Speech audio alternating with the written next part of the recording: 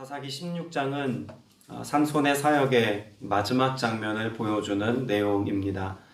그의 삶이 하나님 앞에서 끝까지 사사로서의 사명을 얼마나 잘 감당해내고 있는지를 드러내는 장면인 동시에 그와 같은 믿음의 사람조차도 유혹함 앞에서, 미혹 앞에서 그 경건과 거룩과 하나님의 능력이 얼마나 한순간에 무너질 수 있는지를 동시에 보여주기도 합니다. 그러나 이 모든 연약한 중에도 하나님의 구원 역사, 하나님이 하시고자 하시는 하나님의 일이 삼손을 통해서 끝까지 성취되어지는 모습을 통해서 하나님이 이스라엘 백성들을 돌보고 계심에 관한 말씀이 16장 끝부분까지 잘 기록되어져 있습니다. 내일부터 보게 될 17장 이후의 내용은 사사기의 부록 같은 내용입니다. 12명의 사사 가운데 대사사, 마지막 12번째 사사인 삼손에 관한 이야기를 끝으로 사실 사사기의 모든 내용들은 끝맺어진다라고 볼 수 있습니다. 그러나 부록 같은 내용이지만 한편으로 보면 결론 같은 그런 사사기의 17장 이후의 말씀은 하나님이 사사기를 통해서 드러내기를 원하시는 하나님의 마음이 담겨 있다는 점에서 또한 중요한 장들이기도 합니다. 아무튼 우리는 삼손의 마지막 장면을 우리는 16장 말씀을 통해서 보게 될 텐데 우리에게 잘 알려져 있는 삼손과 드릴라의 스토리, 사실 이 내용보다 우리가 더 주목해 보아야 할 내용이 1절부터 3절까지 기록되어져 있는 내용이라고 볼 수 있습니다. 어떤 점에서 그럴까요?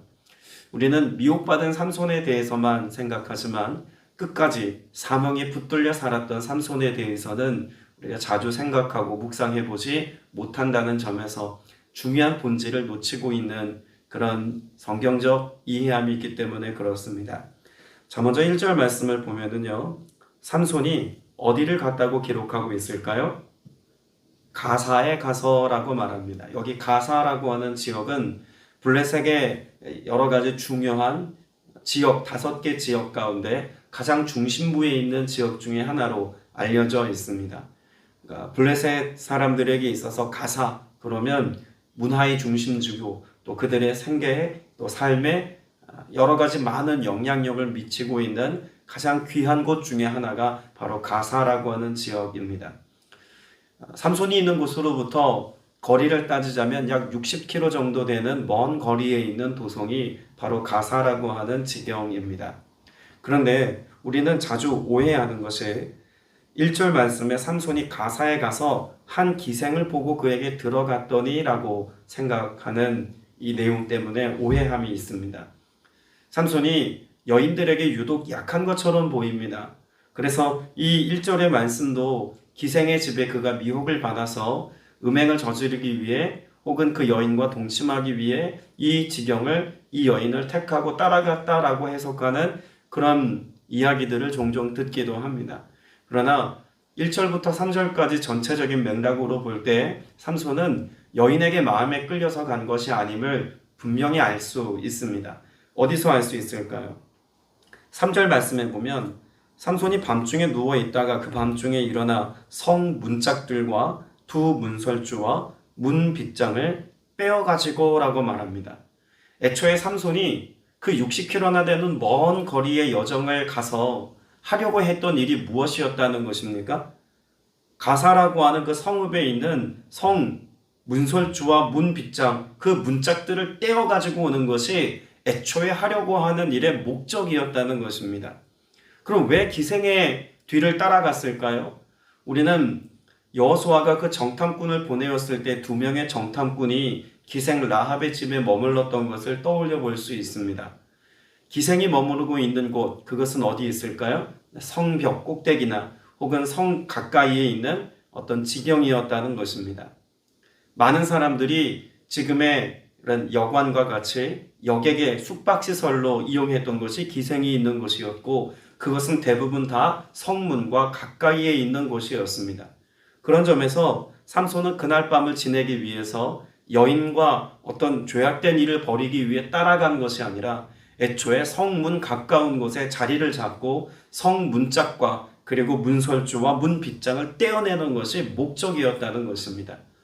그러니까 오늘 1절부터 3절까지의 내용은 삼손의 연약함을 드러내는 장면이기보다 삼손이 끝까지 소명과 사명에 붙들려서 뭔가 하나님의 거룩한 일에 지금 여전히 붙들려 있는 모습을 보여주고 있다고 보아야 합니다.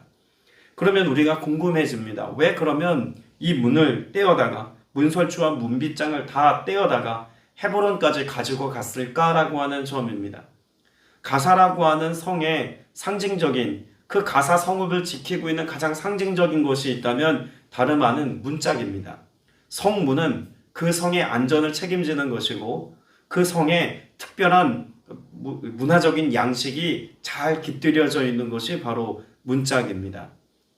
때문에 가사라고 하는 도시, 블레셋의 가장 중심지이고 블레셋 여러 성읍들 가운데 가장 큰 영향력을 끼치고 있는 이 성의 문짝을 떼어가지고 왔다는 것, 문설주와 그리고 문빗장을 빼어가지고 왔다는 것은 곧 삼손이 이 가사라고 하는 지경을 무너뜨림 같이 그렇게 블레셋의 모든 지경을 이제 곧 무너뜨리고 멸하게 할 것이다 라고 하는 사인을 그렇게 상징적으로 보여주는 행위를 하고 있었던 것입니다.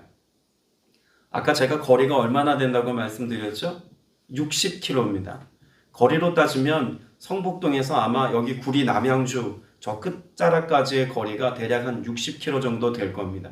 그런데 그 문짝 두 개를 들고 삼손이 60km를 걸어서 갔다는 것, 그러면 이건 대단한 힘과 능력 아니겠습니까? 그가 보통의 사람이 아니었음을 분명히 보여주는 장면입니다. 그런데 아무리 힘이 세다고 한들 왜 그것을 60km나 되는 먼 거리를 그가 짊어지고 헤브론 그 산 꼭대기 제일 위까지 이 문짝을 들고 갔을까라고 하는 점입니다. 삼손이 사명의 끝까지 붙들려 있다는 것을 제가 강조하는 이유도 여기에 있습니다. 이스라엘 백성은 철저히 블레셋에게 40년 동안 지배를 받아왔습니다. 무력한 상태가 되었고 그리고 그들과의 전쟁 혹은 그들과의 싸움은 엄두도 내보지 못한 채 살아온 세월이었습니다. 그런데 삼손이 누가 보아도 이스라엘 백성들이 살고 있는 곳에서 떼온 곳이라고 여겨지지 않은 블레셋의 특별한 문화적 양식이 담겨 있고 누가 보아도 가사의 성문이라고 밝히 알만한 그 문짝과 문설주와 문틀을 떼어가지고 와서 그 헤브론 하나님 앞에 거룩한 제사가 드려지고 하나님의 위대한 승리의 역사가 써내려져 갔던 그 헤브론 땅, 그 산꼭대기에 이 문짝을 가져다 놓음을 통해서 하나님이 이스라엘 백성들을 승리의 사역으로 이끌어갈 것이고 하나님이 저 블레셋을 무너뜨릴 것을 상징적으로 그 백성들에게 보여주기 위해서 그 어려운 일을 삼손은 끝까지 감당하고 있었다는 이야기입니다. 여인에게 미혹당하였던 우리가 16장의 중반부부터 나오는 그런 드릴라로부터 미혹당하는 삼손의 모습을 우리가 먼저 주목해 보기 전에 우리 1절과 3절 사이에 있는 이 삼손의 모습을 주목해 본다면 뒤에 나오는 그러한 나머지 내용들도 어떠한 하나님의 계획 속에 벌어진 일인지를 우리는 조금 더 명확하게 알 수 있다는 이야기죠. 우리 1절과 3절의 모습을 통해서 우리가 삼손을 통해 배워야 할 것이 있다면 무엇일까요? 하나님으로부터 주어진 은사, 하나님이 주신 여러 가지 건강과 재력과 여러 축복의 것들, 하나님이 내게 주신 것들을 가지고 우리가 할 수 있는 최선의 일은요, 끝까지 사명을 감당하는 것입니다. 그리고 이 모든 사명 감당함을 통해서 무엇이 드러나게 하는 것입니까?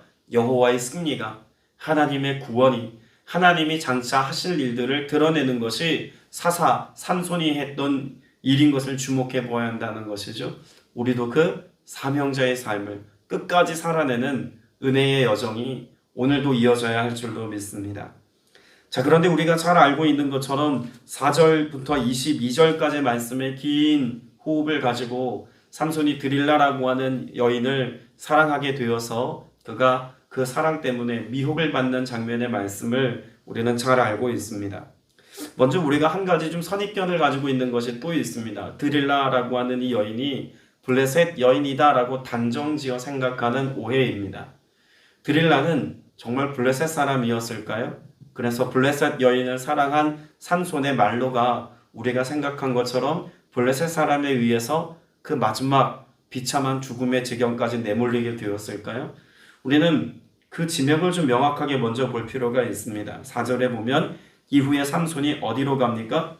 가사에서 헤브론으로, 헤브론에서 다시 소렙 골짜기로 갑니다. 소렉골짜기라고 하는 이 지명을 학자들마다 조금씩 다르게 해석합니다만 대부분 이 지역은 블레셋 땅이 아니라고 이해합니다. 그러니까 여기 들릴라가 살고 있는 소렉골짜기라고 하는 곳이 블레셋 땅이 아님을 생각해 보면 이 여인은 블레셋 여인이 아닐 확률이 있습니다. 또 한 가지 5절 말씀에 보면 블레셋 방백들이 여인을 찾아옵니다. 그리고 이 여인에게 제안을 하죠. 협상 혹은 거래 같은 모습을 지금 볼 수가 있습니다. 그래서 블레셋 사람들이 지금 여인을 찾아와서 삼손을 굴복시킬 수 있는 방편을 알려주면 우리가 각각 은 1000개씩을 내게 주리라 라고 말합니다. 블레셋이라고 하는 나라가 여러 나라들이 연합체이기 때문에 그 연합체의 각 대표들이 아마 은을 가지고 찾아온 것 같습니다. 그래서 여러 방백들이 각각 은을 조금씩 내어서 은 1000개씩을 이 여인에게 주기로 작정을 하죠. 그리고 제안하는 겁니다. 이게 블레셋 여인인 것과 아닌 것과 어떤 차이가 있을까요? 사실 삼손이 처음 정혼한 여인, 그 여인과의 관계 안에서 수수께끼를 내었고 이 문제에 대한 정답을 그 친구들에게 알려주는 과정에서 블레셋 사람들은 여인을 회유하거나 이렇게 재정적인 것을 가지고 제한하지 않습니다. 협박하죠. 당연히 알아내야 될 어떤 일들로 이야기합니다. 이유는 그 여인은 블레셋의 동족이었기 때문에 그렇습니다. 제한하지 않았습니다. 그런데 여기 이 소렉 땅에 살고 있는 들릴라라고 하는 이 여인에 관해서는 은을 주고 거래를 하고 제안을 하죠. 블레셋 사람이 아니었기 때문에 보여준 그런 제안이었고 모습이라고 여겨지기도 합니다. 마지막 세 번째 흔적은 이 블레셋 방백의 사람들이 첫 번째 삼손이 알려준 그 힘의 원천을 이야기했을 때 들릴라가 이 방백들을 부르는 장면의 말씀을 통해서 알 수 있습니다. 삼손에게 이 방백들이 왔다는 것을 알리면서 뭐라고 이야기를 합니까? 9절 말씀에 보면 블레셋 사람들이 당신에게 들이닥쳤나이다 라고 이야기를 합니다. 그러니까 자기 동료, 자기 동족을 이야기하는 것처럼 말하는 것이 아니라 나와 상관없는 어떤 블레셋 사람들이 당신을 해하러 왔다고 알려주는 그런 내용으로 뉘앙스의 말씀을 볼 수 있다는 이야기죠. 사실 이와 같이 들릴라라고 하는 여인의 정체에 관해서는 실상 명확하게 알 수는 없습니다. 그러나 여러 흔적들을 볼 때 마땅히 블레셋 여인이었을 것이다 라고 단정 짓는 것도 무리가 있다는 이야기죠. 그리고 더불어서 지금 삼손이 끝까지 지금 대적하고 있는 대상이 누구입니까? 블레셋입니다. 그렇다면 삼손이 블레셋을 대적하면서 블레셋 여인을 사랑했다는 것은 더더욱 말이 되지 않는 장면의 모습이라는 거죠. 우리가 이 들릴라라고 하는 여인이 블레셋 여인이 아니었다는 전제를 가지고 본다면 지금 삼손은 그 동족에게 미혹을 받았다라고 보는 것도 큰 무리는 아닐 수 있다는 이야기입니다. 명확하게 알 수는 없습니다. 그러나 적어도 지금 삼손의 모습은요, 사사로서의 모습을 끝까지 잘 지켜내고 있는 것만큼은 사실입니다. 그러나 그가 한 여인을 사랑한 그 사랑 때문에 무엇을 잃어버렸습니까? 하나님께서 주신 소명과 사명을 잃어버리고 미혹당한 것만은 명확한 사실입니다. 여러분, 사명자인 삼손이 하나님을 향한 시선에서 누구에게로 그 시선을 빼앗긴 것입니까? 여인에게 사랑의 마음을 빼앗겼습니다. 그리고 배반당하죠. 배신당합니다. 여러분, 이것이 사단이 우리의 삶을 노리고 있는 빈틈입니다.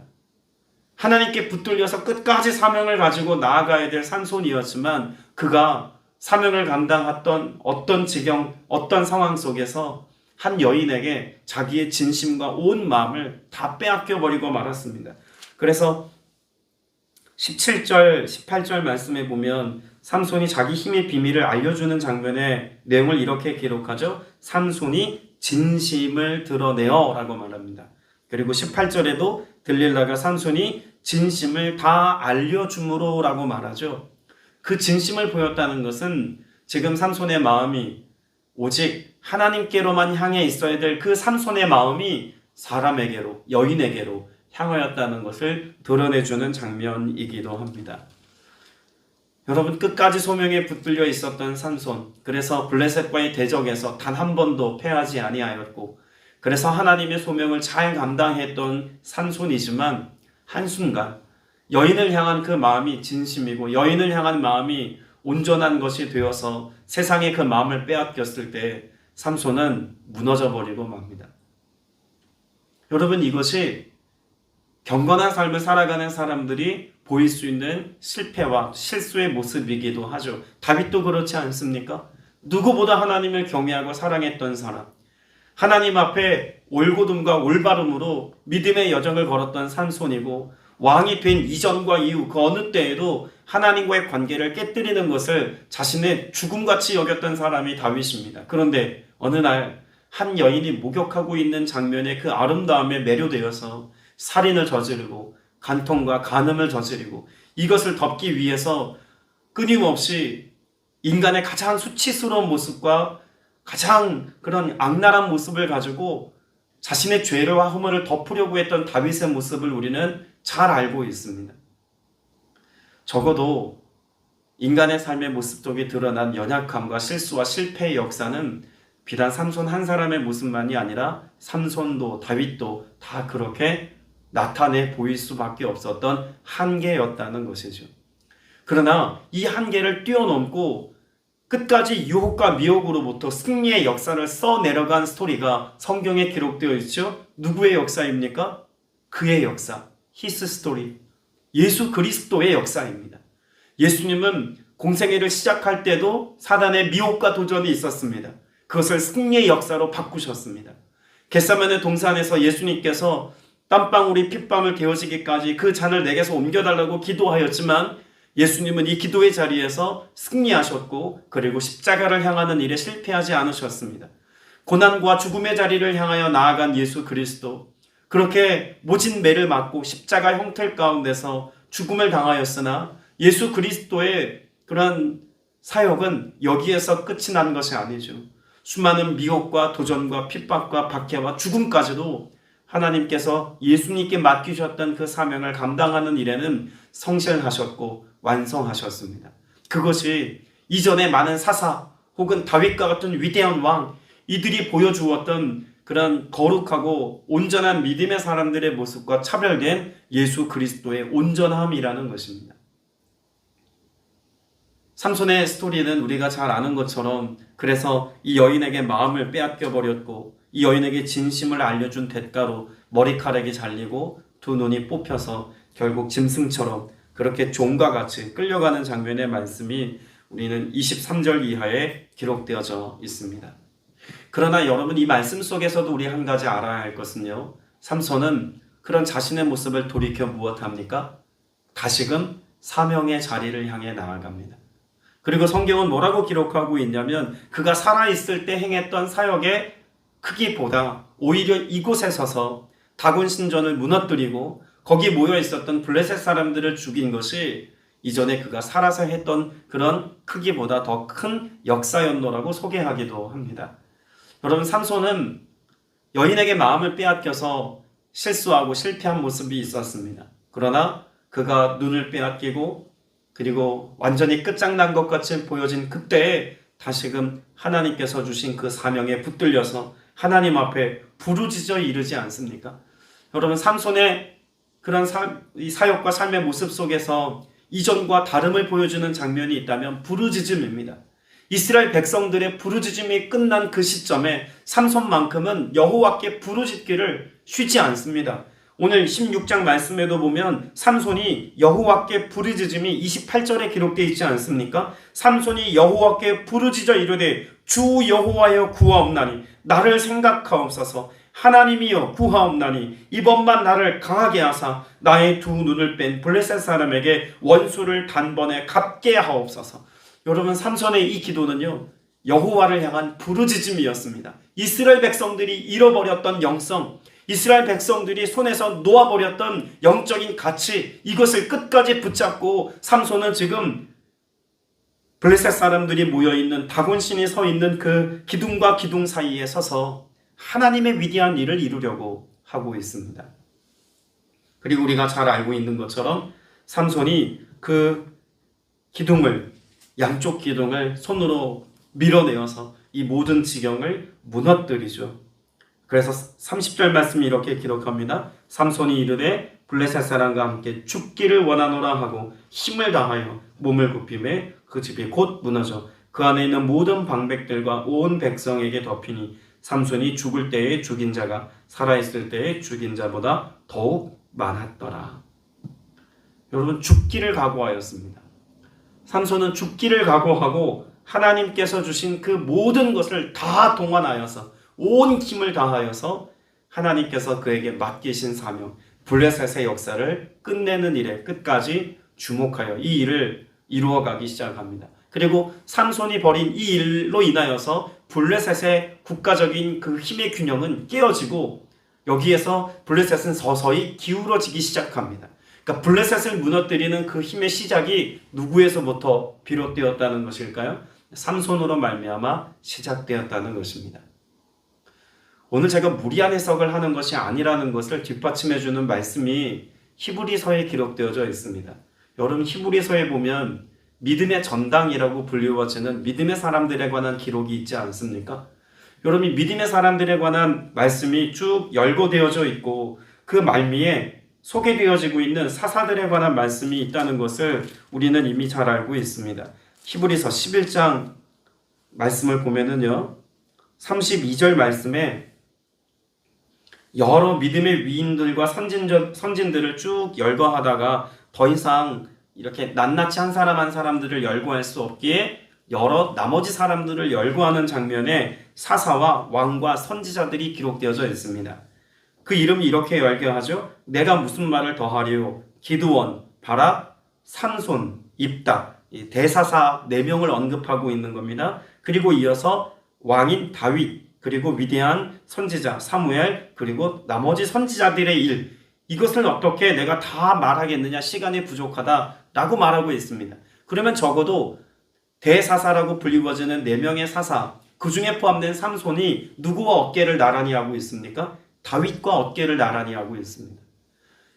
신약 성경을 기록하고 있는 기자가 적어도 삼손이라는 인물을 언급할 때 그 인물의 가치는 믿음의 명예의 전당에 올릴 만한 이름이라고 해석하고 있고, 그리고 나머지 사사들과 동료가 되어서 함께 언급될 뿐만 아니라 뒤이어 나오는 다윗과도 어깨를 견줄 만한 인물이 삼손이라는 겁니다. 근데 우리는 자주 삼손과 드릴라라고 하는 스토리에 갇혀서 그 사사적인 역할을 얼마나 위대하게 감당했는지를 너무 평가절하합니다.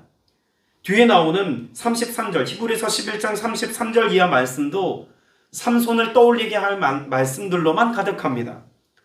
33절 이하 말씀을 보면 그들은 믿음으로 나라들을 이기기도 하며 의를 행하기도 하며 약속을 받기도 하며 사자들의 입을 막기도 하며, 사자들의 입을 막은 이 장면은 우리가 이미 젊은 사자가 포도원에서 뛰어나올 때 그 입을, 염소 새끼 입을 찢음같이 찢었던 삼손의 모습에서 이미 보지 않았습니까? 그 33절의 말씀도 삼손을 염두한 말씀이라고 해도 전혀 손색이 없습니다.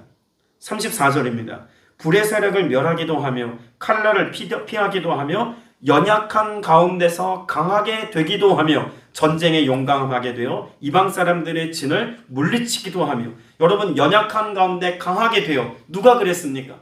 삼손이 눈이 뽑히고 머리카락이 잘려서 그 하나님의 신이 떠난 것 같은 그와 같은 때 다시금 강하게 되어 그 다곤신과 수많은 이방의 신전을 무너뜨리고 그 전쟁에서 승리의 역사를 써내려간 삼손의 스토리가 이 34절에도 기록되어져 있다고 보아야 할 것입니다. 여러분, 이와 같은 삼손의 스토리가 히브리서 11장에 기록된 것만으로도 우리는 삼손에 관한 이해를 조금 다르게 하고 조금 더 깊게 하나님의 소명에 붙들린 자로서의 삶을 생각해 볼 수 있어야 한다는 이야기입니다. 저는 오늘 저와 여러분이 그런 점에서 삼손이 끝까지 보여주었던 믿음의 태도가 오늘 저와 여러분의 모습 되기를 소망하고 축복합니다. 우리 실수할 수 있습니다. 넘어질 수 있습니다. 삼손과 같이 우리의 마음이 하나님을 향하였다가 세상에 빼앗길 수도 있습니다. 그게 우리입니다. 우리의 나약함이고 우리의 실패의 역사의 원흉이기도 합니다. 그런 실수와 연약함을 용납하자는 것이 아니라 우리가 부득이 연약한 중에라도 다시 회개하고 돌이켰던 삼손과 다윗처럼 그렇게 하나님 앞에 우리의 진심을 다시금 여호와께로 향하여 나아갈 때 하나님은 회개하고 돌이킨 자들의 삶을 통해서 끝까지 하나님의 역사를 이루어가게 하신다는 점에서 닮아가야 한다는 것입니다. 여러분, 실수해도 다시금 주님 앞에 기도하기를 선택할 수 있는 여러분 되시기를 바랍니다. 내가 믿음의 지경 가운데서 잠시 멈칫했다 할지라도 다시금 하나님이 나를 통해 이루실 그 일들을 기대하고 소망하며 믿음의 여정을 중단 없이 나아갈 수 있는 성실한 주의 종들이 되시길 축복합니다. 여호와께 부르짖어 기도할 때 주님은 저와 여러분을 통해서 끝까지 하나님이 하시고자 하시는 바로 그 일들을 이루어 가실 줄로 믿습니다. 기도드리겠습니다. 은혜가 풍성하신 아버지 하나님, 12명의 사사 가운데 마지막 사사, 그 대사사인 삼손의 마지막 모습을 보았습니다.